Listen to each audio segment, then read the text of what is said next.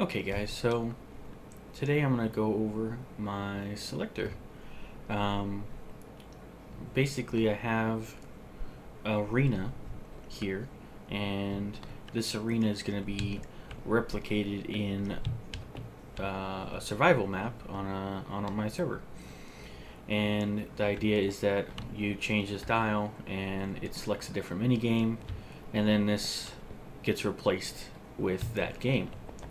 Right now it's limited to only 8, but I had thought to maybe make this one, if you selected this last one, it would allow you to select a different dial, so it would kind of double things. But I'm not there yet. I have a lot of mini games planned, but definitely going to fill up this board. So we'll see. Some of them might not even be worth the time. But anyway, so the idea is you just click this and it's going to change the. So I've selected this one. Those are blank, so nothing happened. But now that I've selected this one, it's actually doing the changes right now. It's just there's a little bit of lag time as far as processing goes. So now it's done. I could have walked in here while that was doing it. Wasn't going to affect anything. I don't know how that will be on the server, so we'll find that out eventually. Hopefully we don't get there and be like, oh yeah, none of this works, and then kind of wasted time. But hey, that's how it goes. So that's the purpose of the arena. So this little area is pretty basic. So if we go down here, just basically have a comparator determining what power level the item frame is putting out, which is based on the direction of the item in there. So straight down is 1, and then 2, 3, 4, so forth.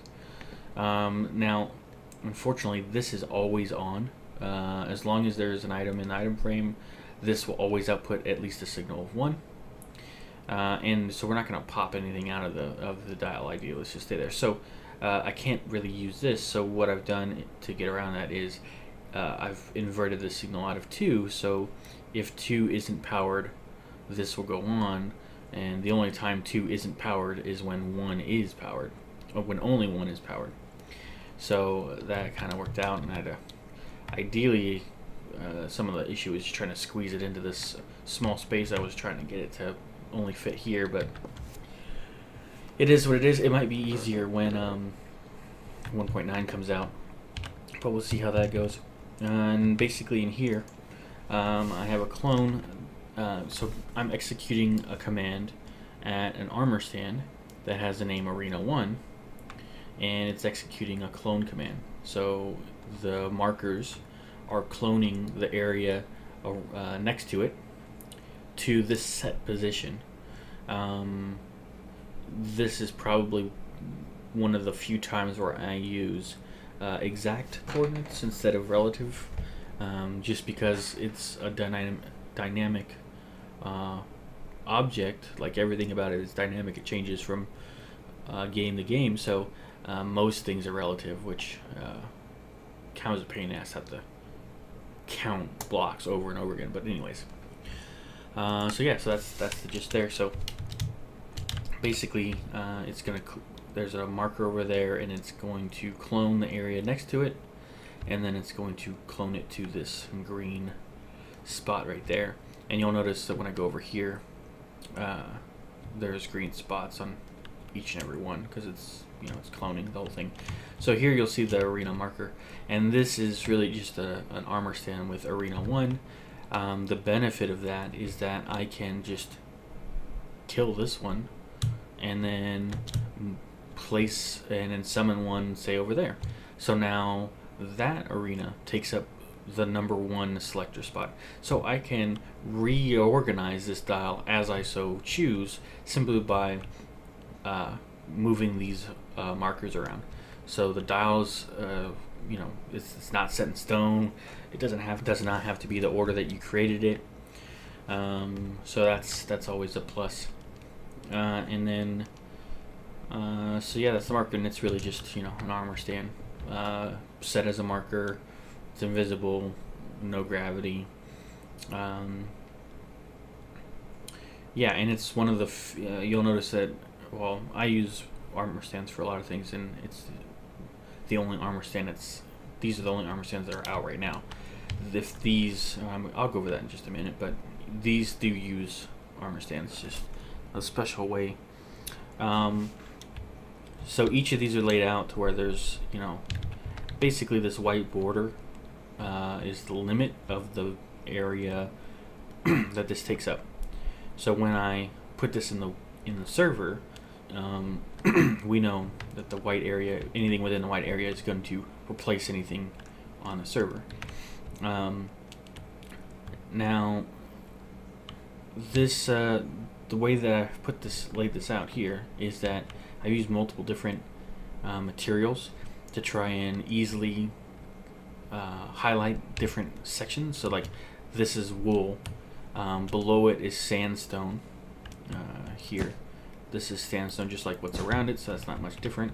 But if I click, I'm sorry, that's not what I meant. If I do this, you'll see there's some redstone in there, and then there's some acacia here. But this is slabs versus planks. There's these stone walls here, and then if we go through here, which you'll see there's quartz slabs here, and then dirt here. So ideally, you can easily change the walls by doing a fill replace stone, and then all of the round walls of the arena will change. You can change this ground floor if you wanted to whatever you want. So I tried to do that to make it easier, because it was going to be a pain in the butt to have to fill in this ground floor with something different. Like for me to switch this from grass to snow, the first time was a pain in the butt, but once I filled in this area with acacia wood, then it was a piece of cake, which I'm going to show you in a minute. So let me just show you where this is going. Okay, so this is my server. There's a few of us on here, and we're building. We found this area that had this natural pit-like area here. So we thought, hey, it kind of looks like a bowl or maybe some kind of coliseum. So that we decided to make this an arena. So we're gonna probably make this more smooth and do arena stadium seating and whatnot. And yeah, it should be cool. Some of this stuff is probably going to go away because this is our makeshift housing while we started building this area, because this is a survival server. The only reason I'm able to do what I'm doing here is because I'm the admin. So this is this is the circle. This is the stone walls. There are bricks here. Obviously, it could change. But this is this represents the arena and the template, and then this is the void area where the acacia wood was. So the idea here is that if I go up here, see this sign. When we go back to the other one, you'll see that I have another sign right about there. So you kind of have a frame of reference that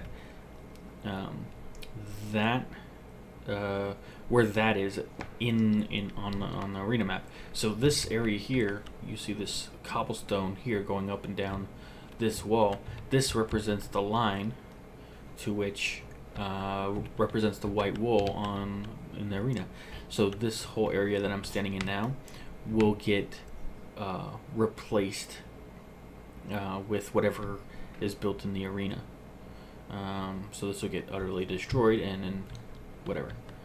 So, but this where the sign is, actually the sign will be, but the space here, like this area here, will not be. So you can kind of see that this is, the pillars were right there, and then right there in the arena, and then additionally, we don't want, like I said, I put this cobblestone to highlight where the wool is in reference to the arena. And we don't want to just cut down and do a rectangle. I mean, that's going to defeat the purpose. We wanted, like stadium seating or something like that. So either we continue with the seating here in this triangle area, or another idea that I had that I think some of the guys would like is that what we do is we could put like these giant statues, you know, in this place, and then down here within that height limit of the arena model, that could change. Maybe say it's a pedestal, so we have a giant statue of something, you know, arena-esque, and then the platform changes based on the game. Maybe he's standing on snow for a snow pedestal for the Spleef arena, or you know, maybe he's on top of TNT for the mines mini game. So yeah, that's might be a fun little thing to do, is change that. So let me jump back to the arena. All right, so now we're back. As I was saying, this is really just for mechanics. I've done little design. I have I've kind of done something with the pillars just for funs, but I haven't actually done much. I mean, over here you'll see that I've got some walls, some high walls, but that's pretty much the limit. Now, I showed you, you know, on the server, basically this part here. So where are all those gonna go? I'm gonna be putting those stacked on top of each other underneath, right? So basically, because of that, there's a lot of things that we have to keep in mind as far as when we build this, and that's going to be like we can't, you know, this game has to encompass a you know, a set height. So I'm only going to go 7 blocks up from, I think, the top of the stone. So 6 blocks up from the cobble wall, and then I believe 6 blocks down from the acacia wood, from the planks. So I have the exact measurements here. So you basically, this wool area, it's going to take up a 51 by 36 by 14 block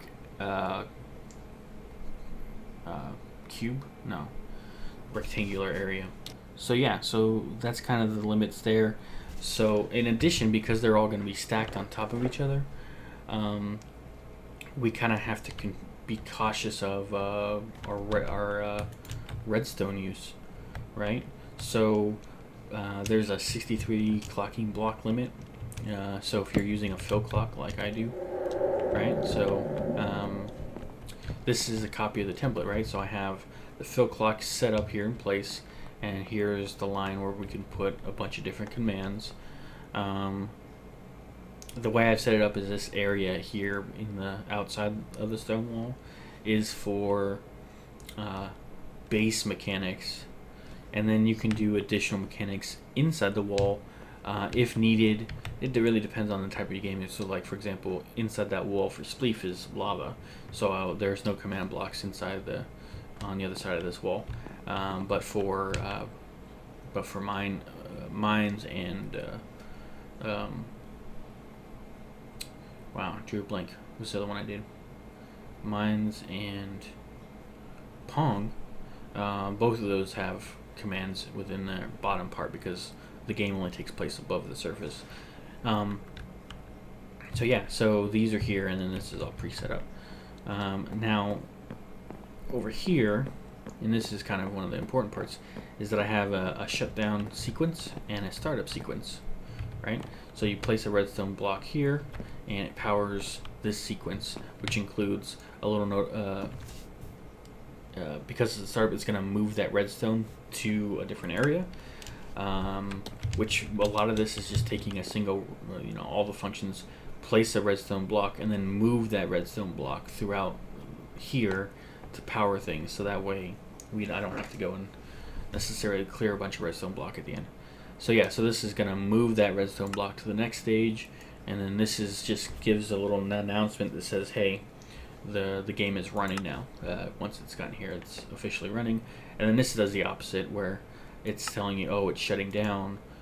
It puts everything back into survival mode, because most games should be putting you into adventure mode so that you don't break the arena, because someone's gonna if someone always wants to mess with your design somehow, right?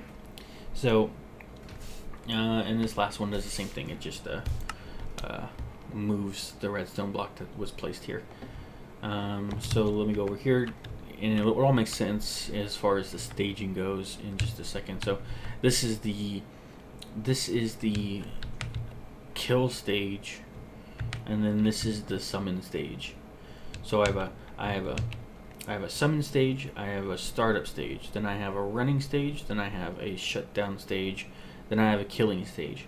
So it sounds complicated, but it's kind of simple. So basically, you press the start button, it creates a redstone block here, which powers these, which gives a little announcement that says the game's starting up, and then it summons an armor stand called start, or name of the game start. So mine start, Pong start, Spleef start, example. Then it summons a running armor stand called running, and then an armor stand called stop. And then it moves the redstone block to the next phase, the next stage. So that way, because cloning doesn't clone entities, so I can't have the armor stands already pre-summoned. So they have to be summoned procedurally. So these get summoned, and then here it moves the redstone block that was placed here to the startup. Right? I guess I could have put them closer together, but this obviously wasn't done in one fell swoop. I had very many iterations. The first version didn't have a summon stage because I didn't realize that until I tested the selector and it didn't copy over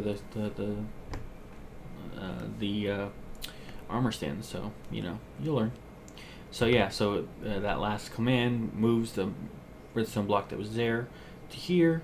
Then it goes through and runs these through, and then this one removes the redstone block from here over to here, which then triggers the clock, which would then trigger all of these, whatever is set up, and then the game would be running. And then if whatever else is in there, if you had something, which I'll show you at the Spleef one in just a second. And then when someone hits the off button, that sets a block that moves the block from there to here, and then they start its shutdown processes, and then it ends by moving that redstone block from shutdown to this stage here, which then goes and it kills start, and it kills running, then it kills stop, and then it gets rid of the redstone block, and then it announces that it's off. So let me just show you what that looks like, because it should work without a game setup, because it's all set up to be a template. The idea is that with this you can just replace with your own information, right? So if I go over here and I hit start, I get the little announcement that the arena is starting up. Please wait. Then the game is now running, and then I hit stop and it says it's shutting down, and now it's off. So that's the gist of the game. That's the gist of the setup. Again, simple rules, not rules, but guidelines. Don't make sure that there aren't any fill clocks running when the game isn't running. Make sure that you're within the build limit. Make sure. So there's a lot of limitations, but in some ways, that's what makes this a lot of fun for me, is because I have taken a game like Spleef. This is a game called Pong, which was based on a video I saw by Seth Wing. So I had to shrink it down to this little area. I'm building, I plan on making a Blocks vs. Zombie version. And that's taking his and shrinking it down. And this area is much smaller than what he had. So it's kind of a challenge to shrink it. So I gotta compact the redstone and the commands, and I can't go too crazy on the commands. And on the top of commands, this doesn't take into account 1.9, and I'm gonna have to redo I'm sure I'd redo all of this stuff. I guess I don't have to redo it all, but it'd be more efficient to not use a fill clock if I don't have to, from what it sounds like. So I might have a video to show you how I converted this to 1.9 when it comes out. The thing here is, okay, one of the things is to demonstrate, you've seen how that functions over there, but here is how to set up one, right? So basically I have these signs here because I've saved a copy of this and made it available to everyone on my server, so if they would like to have a go at it, they can. So basically I can take this command block and I hold control and middle mouse click so it copies the command block with the command inside, and then I'm going to take a copy of this, and then I'm going to take a copy of this one, and I'm going to take a copy of this one. I don't need this one, right? No, yeah, I do need this one. And I'll explain what these guys do. Let me just grab a button. Okay, so I'm going to go over here, and actually I guess I could just recreate this one, right? Since I haven't really gotten started on it yet. So the first thing I want to do is I want to clone the template. So I do that by placing the block in between where the white wall. So there'd be if I didn't start on a new line, there'd be one right here. There's white wall here, sandstone white wall. So I place it here. Now when I put the button here and I hit the button, it's going to process copying all this, and it's going to put it right here. And you can tell it's still doing it because the button's still depressed. It takes a second for it to run the command, but basically when it's done, and boom, there we go. So yeah, so that copies that over. So I'm done with this one. Right, so the next command I want to do is I want to use the full height of it as far as the game is. So for this one, I'm going to place this block on the green block. So except for that first one, most of the commands are going to be done from this green block because all these have relatives. So it's always going to know where to go as long as you put it on the green block. So here I want to replace the grass with air, right? So now when I press this, it's just gonna void that out, right? So now I don't have a ground floor. It's just a quartz, and of course I have all those white carpet on the ground now because I got rid of the blocks. So that's that, and then what's the next one? So this next one is if I make a mistake, if I remember correctly. So I'll show you that in just a second. So this one is the arena marker. So again, once I've set it up and I'm done, I want to be able to select it on the selector. I could just place this down, open this up, and change this to say 6, and then place the button, and then click, and it creates a little arena 6 marker, right? Now, if I were to go over to the selector and change the dial to position 6, it will clone this over there.